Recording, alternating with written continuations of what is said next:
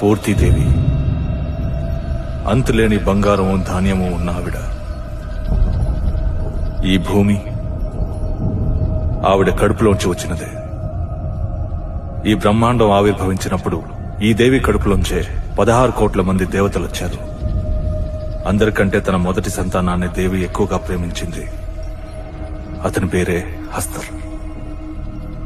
మీరు ఎన్ని గ్రంథాల్లో వెతికినా ఈ పేరు మీకు ఎక్కడ కనిపించదు. ఎందుకండి నాన్న?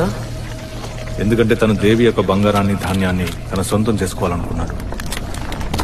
బంగారం మొత్తాన్ని ఎలాగో అలా సొంతం చేసుకున్నాడు. ఈ ధాన్యాన్ని స్వాధీనం చేసుకోవాలనుకున్నప్పుడు మిగతా దేవతలు అందరూ కలిసి తన మీద దాడి చేశారు. కొంచెం కొంచెంగా తను ఈ బ్రహ్మాండంలో కలిసిపోవడం మొదలుపెట్టాడు.